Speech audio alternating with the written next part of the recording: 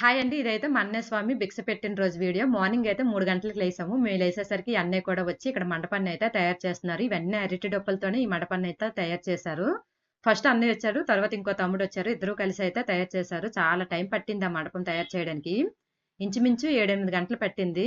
ఇంక నేనైతే అక్కడ దేవుడి దగ్గర అన్ని రెడీ చేశాను. మా వదిన వచ్చి అయితే దీపం పెట్టింది.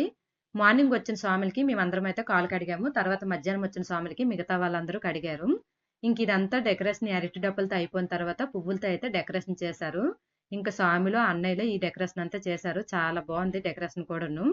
పైన మండపంలా పెట్టారు. 3 ఫోటోలు పెట్టారు అందులో. ఫస్ట్ వినాయకుడు, మధ్యలో అయ్యప్ప స్వామి, తర్వాత సుబ్రహ్మణ్య స్వామి. కిందన 2 పీటలు వేసి దుర్గాదేవి, ఆంజనేయ స్వామి పెట్టారు. అలాగే మధ్యలో ఇలాగా 18 మెట్లు పెట్టి స్టాండ్ లాగా పెట్టారు. చాలా బాగా చేశారు డెకరేషన్ కూడాను.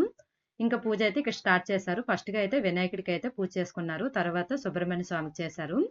తర్వాత దుర్గాదేవికి, తర్వాత ఆంజనేయ స్వామికి చేశారు. లాస్ట్ గా అయితే అయ్యప్ప స్వామికి అయితే ఇక్కడ నెయ్యితో, పాలతో అన్నిటితో కలిపి అభిషేకం అయితే చేశారు. చాలా బాగా చేశారు పూజ అయితే. నేనైతే ఇది ఫస్ట్ టైం చూడడము. ఉదయం నుంచి సాయంత్రం వరకు ఈ పూజ మొత్తం ఎలా చేశారు ఏంటనేది. ఇవంతా ఫుల్ వీడియో పెడతాను. మిస్ అవ్వకుండా చూడండి. చాలా బాగుంటుంది పూజ మొత్తము. స్వాములు కూడా చాలా ఎక్కువ మంది వచ్చారు. చాలా బాగా పాటలు కూడా పాడారు. ఇంకా టైం లేదు. ఇంకా టైం ఉంటే ఇంకా ఎక్కువ పాటలు పాడుదురు. ఇంకా స్వాములు కదా భిక్షకు టైం అయిపోతుందని 2, 2:30 వరకు అయితే ఈ పాటలంతా పాడారు. తర్వాత అయితే భిక్ష చేశారు. ఆకు పూజ కూడా చేశారు. నేను ఫస్ట్ టైం చూశాను ఆకు పూజ కూడా. చాలా బాగుంది ఆకు పూజ కూడాను.